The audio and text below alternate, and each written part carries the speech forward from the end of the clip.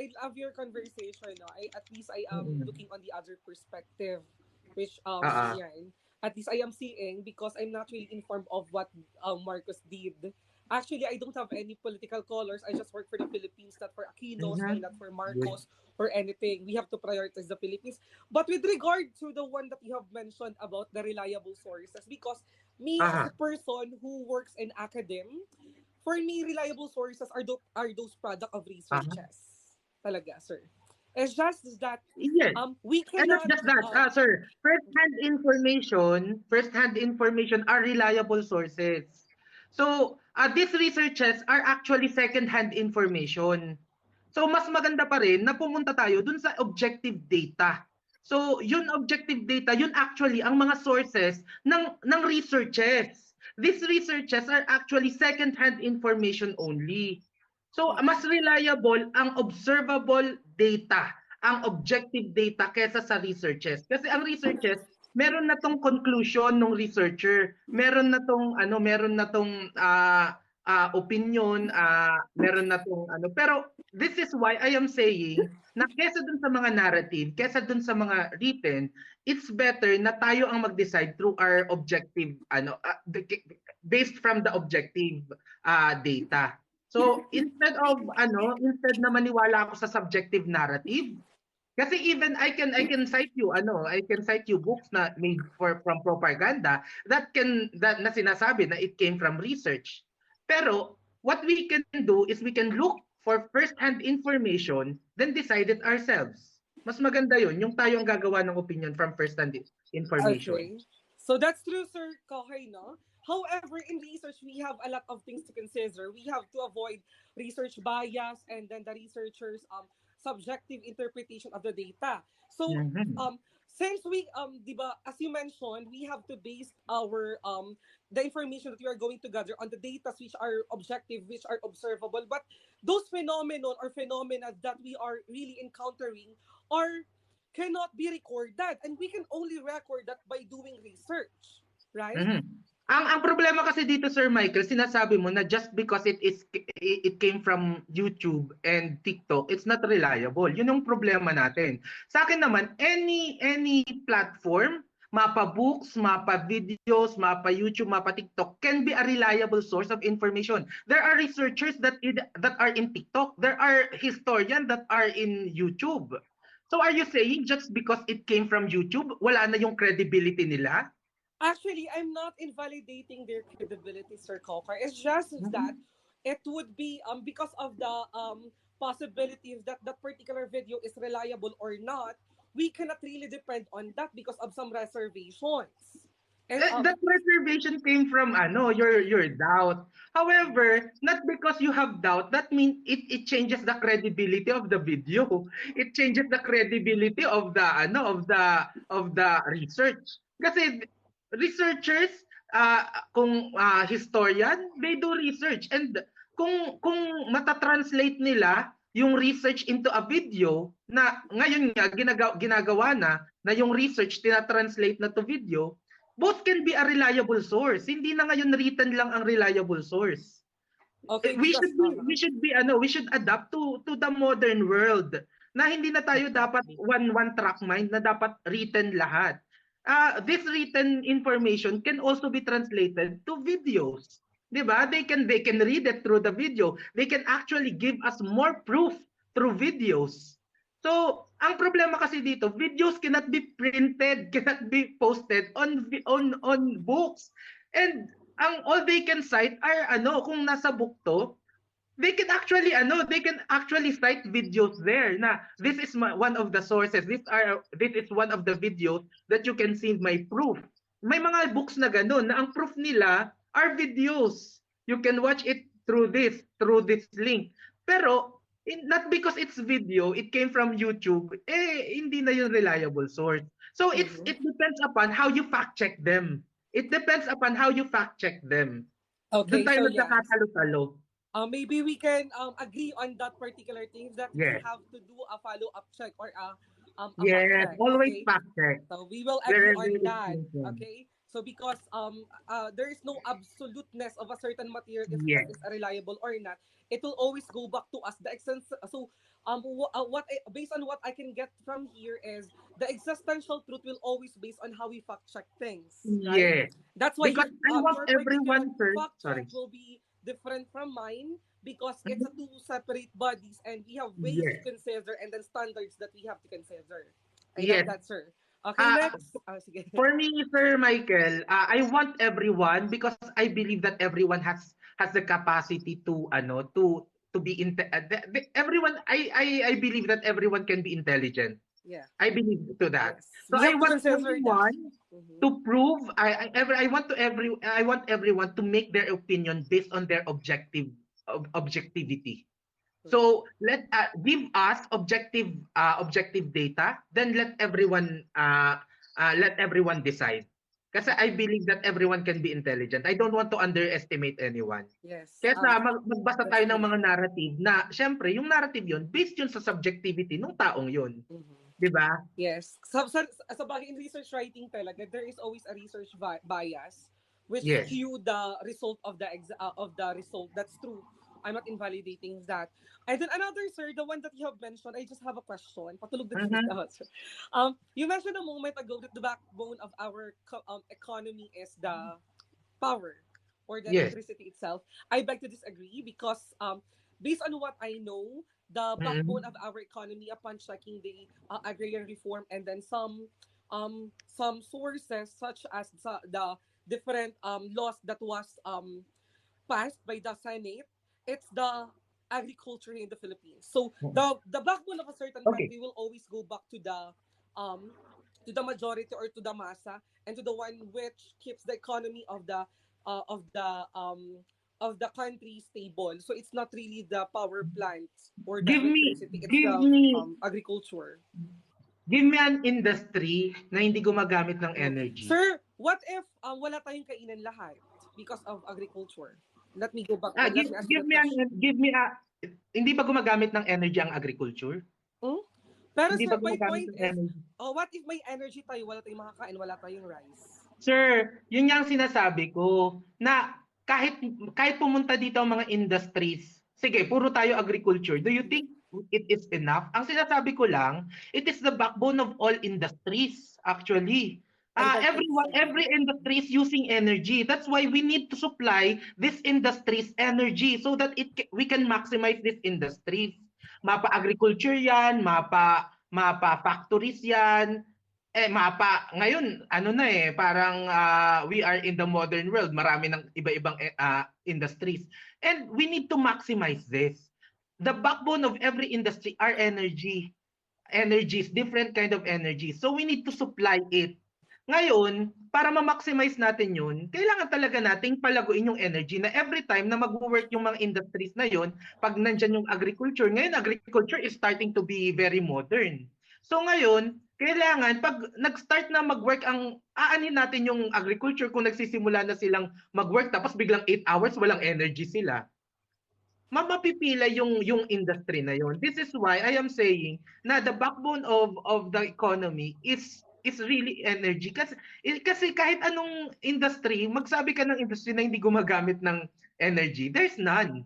And everything can be maximized with energy. Everything can be fully used and fully yun nga maximized with energy. So yun, importante na pag itong mga backbone ng industries, itong mga backbone ng economy natin gumalaw, we can supply it and we can Okay. maximize it. But I will stay to the point. Okay, I love that Yes point, po. sir. That's true, no? Sometimes it's a Yes, product fully of utilize. innovation Thank and you, Ate Rose. industrialization. That's why we have to Mhm. consider energy as one of the backbones. Then, but upon checking some lost paths, there are only few for those lost paths that is connected to energy. But it always go back to the ano tawag dito sa agriculture because upon knowing now because majority of us here in TikTok, admit it or not, we are the elite. We are the one who can afford those to buy cell phones, to buy internet, to buy data. But the real people or Sir, that's yung for masa talaga. Philippines. How about Singapore?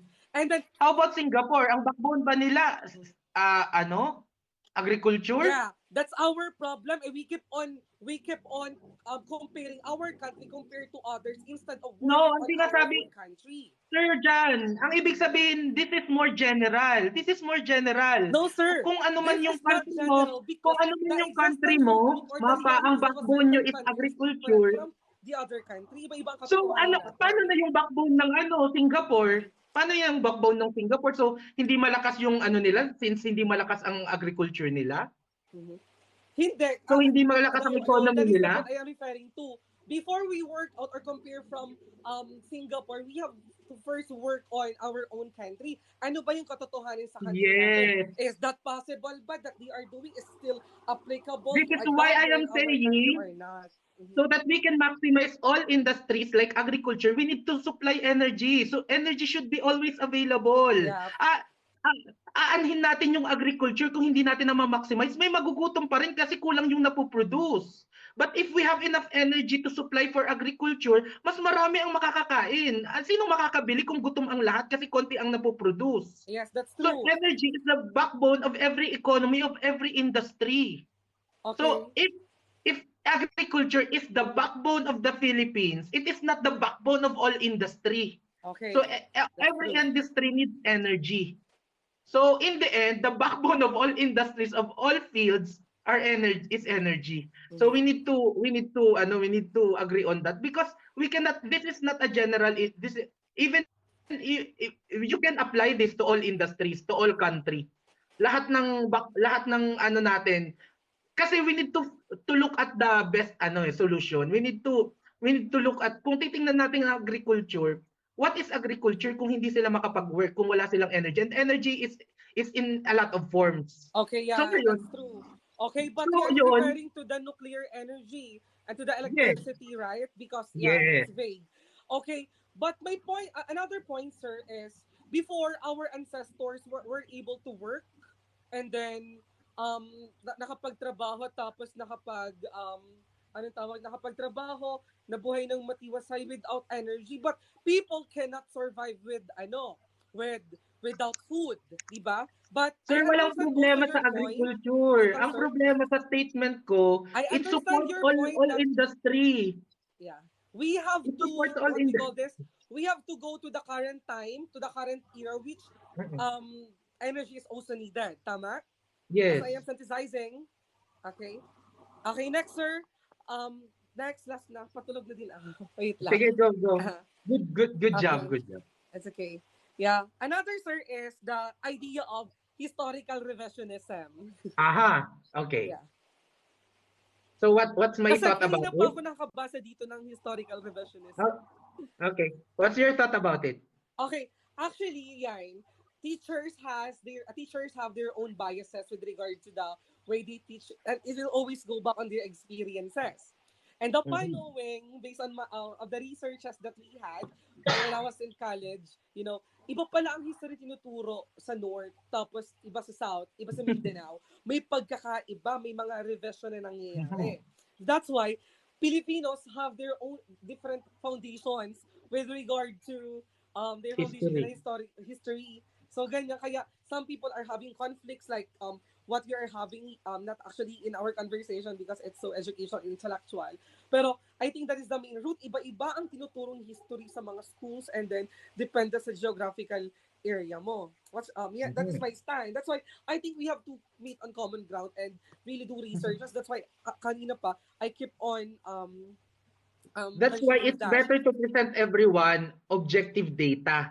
Mhm. Pare-pareho tayo. Present as objective data. Kasi kung research ang ibibigay sa atin, research, even experts may iba-ibang opinion yan eh. 'Di ba? Even expert has different opinion. May Yeah. pro-vax, may anti-vax. So Yeah. sa atin, it's better to present as all the objective data pare-pareho sa lahat ng lugar sa Pilipinas, then let us decide. At least pare-pareho yung information na nakukuha natin. Yes, that's And sa correct, akin, sir. sa revisionism, history and information should always be reviewed based on the new facts that will come out. 'Di ba? Kasi alam natin that we are discovering every day Yeah. more and more. Yes, So, yun nga. kung if we will not kung hindi natin anong term? Yeah, Hindi accept natin you. babaguhin yung history, sana pala dapat hanggang ngayon flat earth pa rin tayo. Kasi 'di ba yung parang hanggang ngayon dapat Pangaea pa rin tayo kasi hala bakit binabago nyo yung history Pangaea tayo. Okay, We should correct. always update. Yes, we should always update our information. Kung ano yung lalabas na information, dapat nga every sa akin dapat every generation should review the history kasi kunwari now that we know that NPA can do a lot of things, we will see history in a different color, in a different view. Perspective. Na ngayon pala, noon sobrang bilib natin sa media. So as if everything that came from the media will be it's as if the media is a bible. Pero now that we saw na may mga fake news ang media, we will see history in a different light. That's 'Di true. ba? That's why we need to always Yes, we sir. should always look at you should always look at ano ba yung mga pwede nating ano ba yung pwede nating i-correct kasi history should not always be came from it should always based on facts. Kung may bagong facts na lumabas, we should change the history based on that fact. Yun Okay, yun yung correct. sa akin. Yeah, that's true now, sir. So I can see some comments here. True update infos and truth.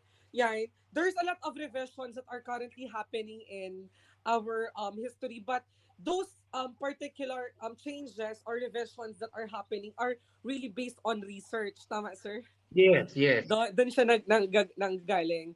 Tapos another pa is, but I think what will just make historical revisionism wrong, although there is a clamor that we have to illegalize that, if the particular intention of the revision will favor a certain group of people or a certain people, or it Hmm. is being done by intention or intentionally siya Yes, nagawa, yes, dun talaga siya. yes. And then also, sir, you mentioned a moment ago about the we have to base all our reflection, our synthesis on the available data or the objective data or the artifacts that we have. And then just to inform Mhm. everyone, once we interpret or once we record that particular data, that is also already a research. Because in research, on chapter 3, we have the methodologies. Okay?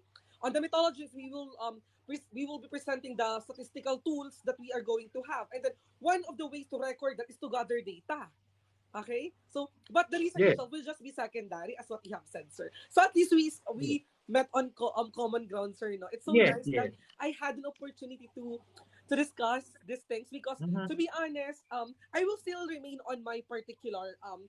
perspective, because, sir, my realities, the realities of the people here, maybe yato, your mischief, yung kay mischief, yung experiences namin iba with regards to martial, and Yes. we cannot blame, and you cannot blame us with regard to this, Mhm, as the same as how we respect your perspectives with regard to your own ideology then.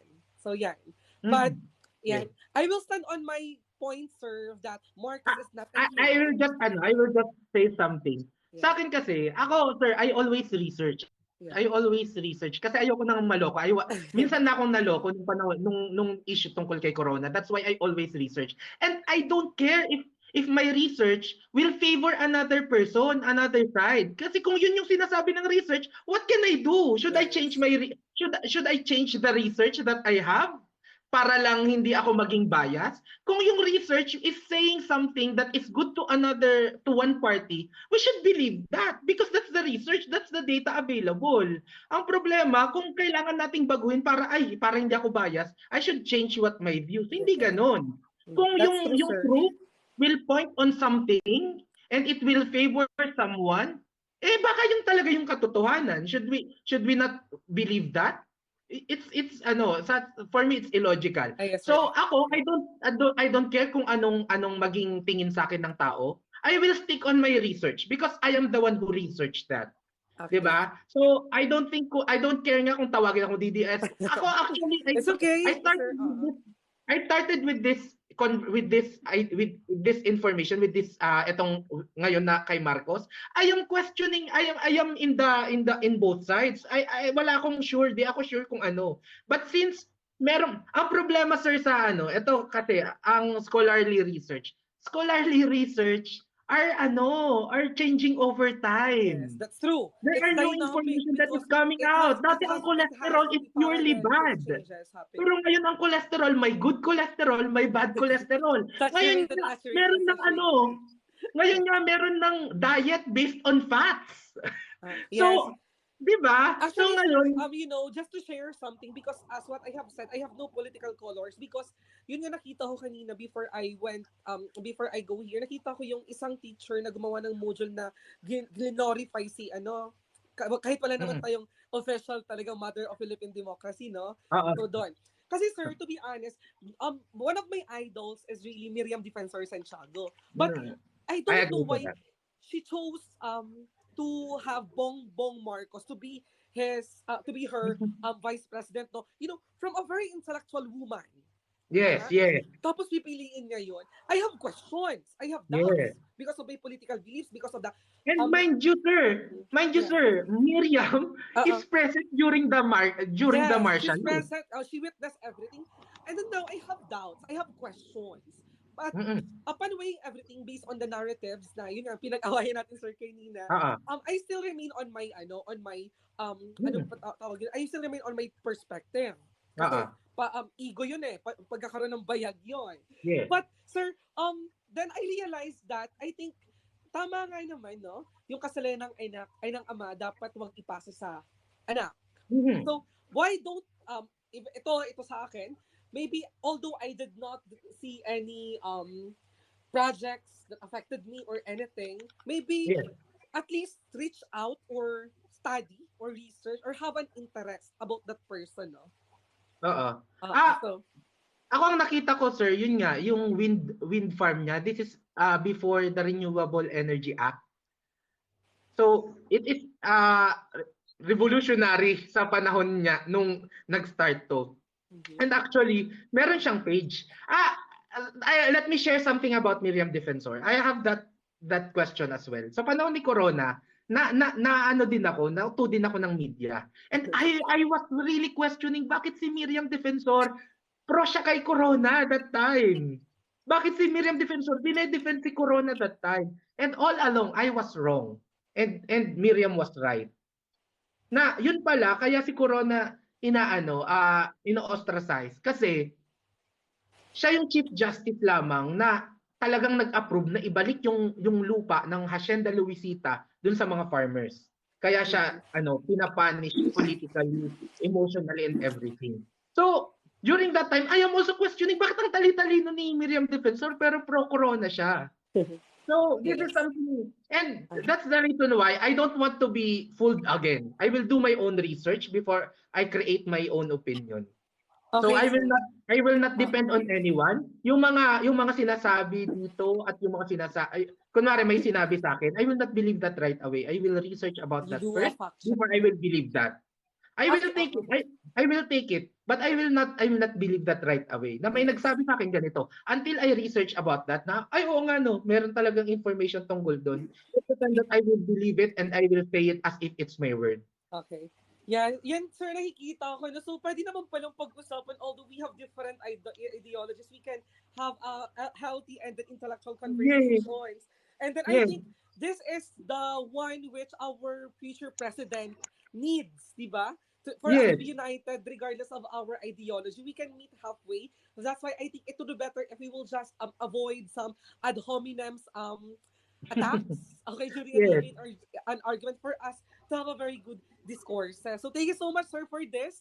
And then Thank yan, you, Sir John Michael. yeah, thank you so much. Nasa na si sir.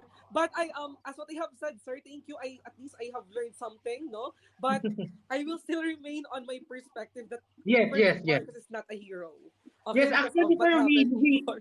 we are really looking for a strong opposition. Yung Uh-huh. opposition na hindi lang yung hindi lang puro parang we want an opposition na talagang that will question our what we have right now. Para we can keep on developing the opinion. Hindi yung parang Yeah. ayaw kasi namin ng yung parang one-liner na mga opposition na hindi Yes. nag-research. Na pag Yeah. tinanong mo tungkol dito, kaya natutuwa ako. I agree with you that agriculture is one of the base, especially in the Philippines, and it should be in the whole world. So it is you have a good point there. You really have a good point there. So actually, agriculture then, sa akin, every industry should have energy as its backbone. Yes. So it's At, actually, yun nga it's perspective ko. supportive. That's It's why I have to supportive. respect that, sir. Yes, Oo. our both our Opinions. arguments are supportive with each other. Kasi So sir, ganun lang as yun. of now, there is a claim, clamor talaga na, ang baba di ba ng presyo ng biga, I mean ng palay, Mm-mm. tapos ang taas-taas ng presyo ng bigas, and then one of the things that can affect this is our economic, current situation. That's why there is really a need for us to hike na ano. Kasi, ang totoo naman talaga nagsasuffer is yung mga poor talaga, no? Kaya, I think Sir John Michael, this we can be helped by Open FDI. mm, We can be helped by Open FDI, especially yung agriculture. Alam mo yung ginagawa ng ano? Alam mo yung ginagawa ng Magnolia? What they are doing is they are looking for poultry farms and binibigyan nila ng mga chicks, binibigyan nila ng mga feeds. Kumaga sila magsusupply ng lahat. And they community will help, engagements, oo. yes, May purpose kasi yan, through the sir. businesses. kapag Through businesses. kapag ganyan, ang alam ko, ay hindi naman sa businesses, ay sa bagay, pero ang iba, halimbawa bagang SM, nag-ano sila ng scholarships, di ba? To Ah, make their okay. taxes lower. But anyway, so And, and yeah, yes sir. And it's good kasi imbis na walang problema sa tax kasi what we want is katulad nito. Kunwari may pumunta ditong foreigner kasi sa ibang bansa even tuyo is export quality kasi merong nag-i-invest na foreigners. Kasi wala tayong ganun pang technology dito and we don't have a lot of idea on how to make export. So, kung mag-invest dito na foreign direct investors, tapos sasabihin natin, we will incentivize you. We will lower your tax. Just help if you will help our agriculture sector, our farmers. So they will help them with proper technology. They will help them to make to so we don't need our government to make a lot of projects. So ang gagawin natin, yung government natin will not use a lot of money to make projects na pwede namang gawin nung mga businesses na Okay. actually yung mga idea nila and technology it's world class. So ngayon, we can help our agriculture and we can maximize our economy both at the same time. 'Di ba? Yeah, Matutulungan natin yung yeah. farmers, yung business, yung tax collection Kasi natin sir, yeah, both that at is the so same time. ideal, no? Napakagandang isipin pero hindi talaga siya nangyayari. Nangyayari siya, sir. I am actually giving you Saan siya nangyayari? ano, Dito kasi sa amin sa Bicol, wala talaga eh. taga Yung Bicol ako, sir. appreciation ng mga, ng mga, Wala, ano pare-pares tawag tayo. dito, Taga farmers, Bicol wala. tayo lahat. Tayo tatlo. I work on, I am exposed through doing community immersions, community outreaches, but I saw the situation of the poor people here in our country. It's devastated talaga. It's worst. That's why Okay. the things that you are saying, sir, it's not really based on what I can see here in Ah, our area. Sir Michael, Mhm. kasi yun nga, una ang problema saan poor ba to? Kasi una, ang problema natin, sir, papasok na kasi tayo sa insurgency, Yes, sir, sa but problema we don't natin have sa to be technical like that. We have to consider those things that we can see. Alam mo ba, sir, dito sa amin, one of the farmers that we have there in Ragay, Mhm. they are farmers, ha? Mm. Nakikisaka sila ng lupa. Tapos kumakain lang sila sa isang araw 2 beses. Mhm. Hindi natin pwedeng sabihin na tamad sila. Kasi Yes. they are working from 5 p.m. to 5 p.m. for 12 hours. Okay. So, ganito kasi sir. Ang problema is we don't have a lot of eto kasi ang isa sa mga pinaka problema dahil dito sa 60-40 rule. Nauungusan tayo. Yes, lumalago yung economy natin every now and then. But we are not hindi tayo nakaka-keep up sa pangangailangan ng bansa. Kasi padlaki ng palaki yung ano natin, yung needs natin at the same time, parami ng parami yung kailangan nating gawin. Etong problema dun sa 60-40 rule. Kasi ang tagal when na-liberalize yung ibang bansa, syempre doon pumunta yung mga investors kasi naintindihan mo yung 60-40 rule, sir? Do you have any idea about that? It's about the division of yung kita.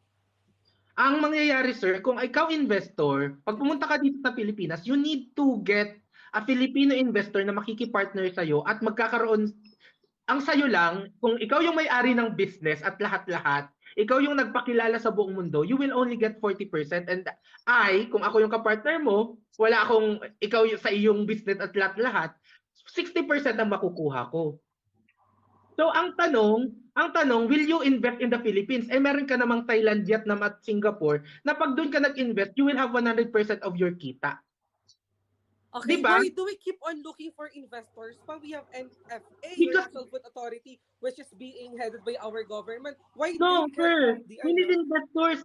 We really need investors to give Yes, I understand that. we need Uh-huh. to investors to give our workforce enough jobs. Okay, We that's need true. Mhm. investors to get more to strengthen our economy. We need investors to get more taxes para yung mga etong mga to, eto kasing mga investors na to, hindi lang to kunwari, bigyan kita ng isang example. Pag nagbigay sila ng mas maraming trabaho, mas marami ang magtatrabaho sa bansa, and it will give more opportunity. It will give more opportunity dun sa mga sabi mong nasa laylayan para Uy, makakuha don't ng wish kami na trabaho. sila ilayin. I don't wish that word.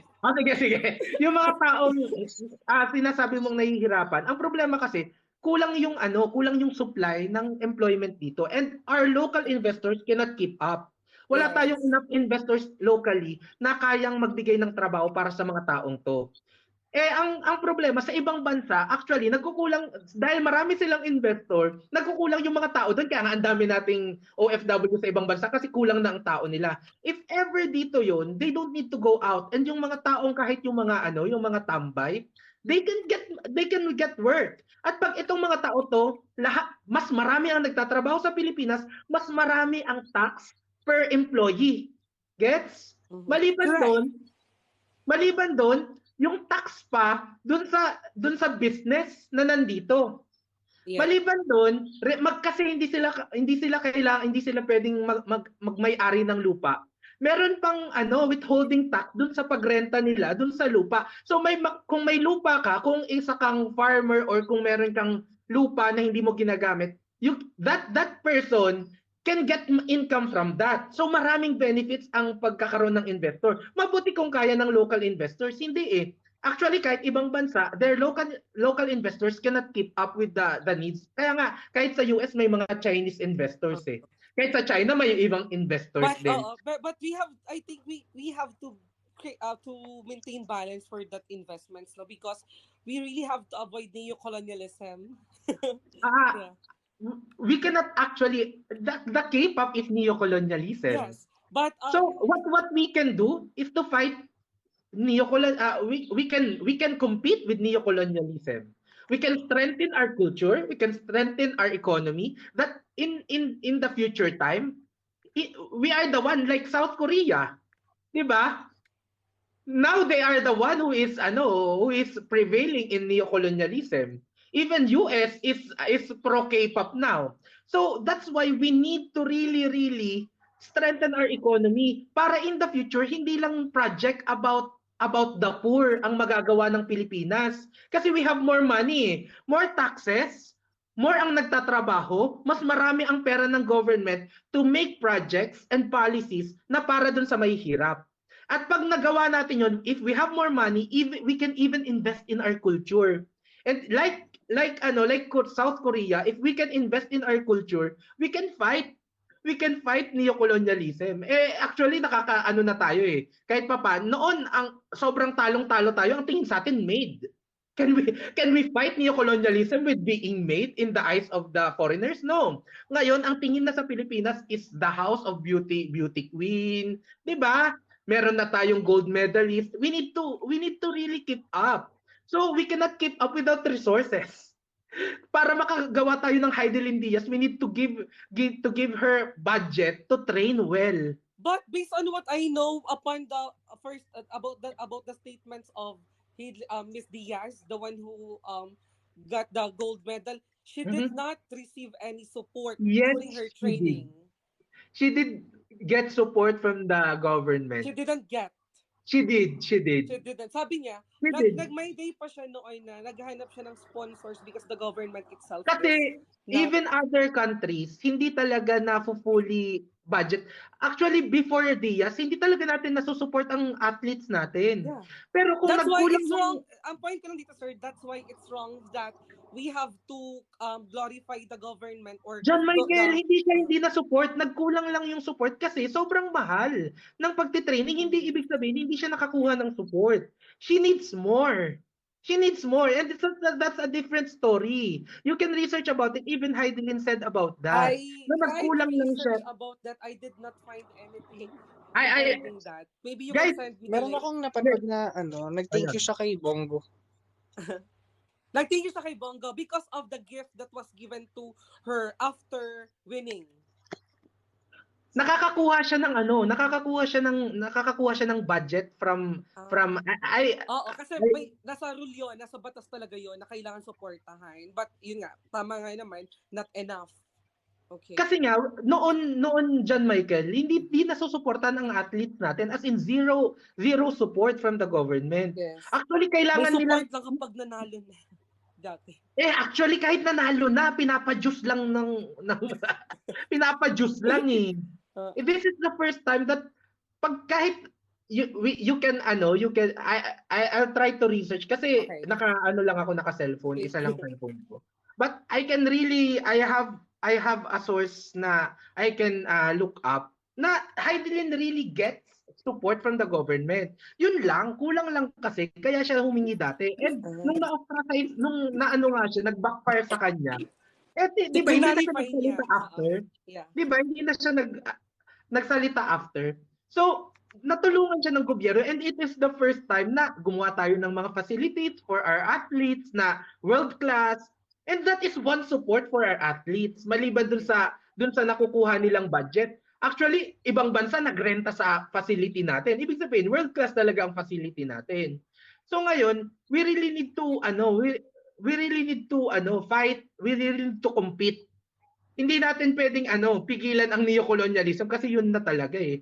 Kesa naman dun sa dati na war, 'di ba? Kesa naman dati na kasabugan. Hindi natin mawawala. Pero we have to maintain in moderation with regard to neocolonialism kasi nakakatakot talaga siya kapag na-romanticize masyado, no? Hindi ko siya rino-romanticize, pero sa akin kasi, we cannot stop it. Actually, kahit nasa isip natin na we should fight it, K-pop na ang bansa. I think hindi naman siya issue about neocolonialism ang ganyan. I think it's more of that's neocolonialism. Xenocentrism. Through the mind. Ang neocolonialism is about through the mind. Ang alam ko kasi, based on what I remember during my college, one of my professors discussed about neocolonialism as the domination of foreign military, economic interventions on a certain state for datos konting-konti na siya Don't you think K-pop is it's an economy? Don't you think K-pop is an economy? Hindi ba to isang industry na kumikita ang South Korea? Don't you think anime is an economy? But is being colonized. That's why it's not a good thing. Yeah, that's why we need to. Sa atin. Bakit tayo nako-colonize? Preserving and safeguarding our own culture, di ba? Because we don't have enough money to support our culture. We have a lot of priorities na hindi nakaka-keep up ang resources natin. But if we have enough resources, we can even fund our culture. Ngayon kasi, kung ipa-prioritize natin yung mga priority, culture will not be one of them. Kasi meron tayong kailangan palakasin natin yung natin, armed forces, kailangan labanan natin dapat palakasin natin yung safety sa bansa. So, if we have enough money, baka maabot natin yung culture. Dapat nga, nung panahon ni Marcos, that's one thing na I research. Focus ni Imelda ang culture. Narinig ko rin so, noon, grabe, as in, sa Japan ba o China, talagang hinalikan yung kamay ni Imelda kasi sabi ng China, they did not unite through power, they unite through culture. So naging united sila kasi nagkaroon sila ng identity. That's why I don't want to ayoko ng history about the colonial Philippines, about sa colonialism sa Philippines. Gusto ko pre-colonialism. bago tayo nasakop. Pag-usapan natin, ano ang Pilipinas bago tayo nasakop? Gaano kayaman ang Pilipinas? Gaano kayaman sa ginto ang Pilipinas? Do you know that noon ang China at ang Philippines is trading fairly at merong as if China and Philippines is an equal kingdom? What is the, anong tawag mo dito, historical account that you are using, sir? I will send you. Meron ako. I Kasi can send hindi you. ako pwedeng maniwala agad-agad kasi Yes, sir, yes. each Ah, historian has their own ano tawag mo dito, account. Iba yung kay Herona, iba yung kay Pegafita, iba yung kay Villalobos, o kahit sino pa man. But anyway, sir, I'm so I sorry. will send you Let I me will just send you. address one Meron question, sir. May message. ah, Gusto niya ata pure makabayan. Yes, ma'am. Yes, sir, but the Alvin George. Yes. Because I believe that nationalism and patriotism is the key for us to be good Filipinos and to save everything that we have. Unahin ang bansa, to be honest. Yan. Sir Kokoy, I have to sleep na. I have may pasok po. pa kasi. Yes, Sino nang yes. sunod sa akin? Message me para pag nakuha ko Yeah. yung source. Actually, nasa messenger ko eh. Kaya pag nakuha ko yung source ko, everything is intact naman. I will send to you the Okay. link. I will be more than happy to receive that, sir. I Thank you. have 2 or 3 Mhm. na you can read. Ah. Actually, ang haba nila. Yeah. So, But I checked na yung kay Herona pa na-check ko ngayon eh. Pero sabi doon that we are rich in gold. However, nagaay na ang mga Pilipino nun eh. Ano tawag mo doon? Hindi hindi kayo alam mo ba na noon meron ng mga parang seal ang mga kingdom sa bansa. Na when we go to China, pag nakita yung seal na yun, it will be recognized as a friendly kingdom. So, and yun nga, merong ng bansa, merong leader ng bansa, a sultan or raha na na parang nilibing sa China. Basta I will send you the link. Yeah. Sobrang I will ganda ng yeah, I kultura ng will just research Philippines. about that or read about that. Okay, for me to believe that. Thank you, sir. It's an honor to talk with you, sir Thank you, thank Kokoy. you. Bye-bye. I have to sleep. Bye-bye, bye-bye. Bye-bye. Love, love. Diyos Thank ko, umaga you. na. Andyan pa ba si Sir, Antok na antok si ka. Sir Arnold?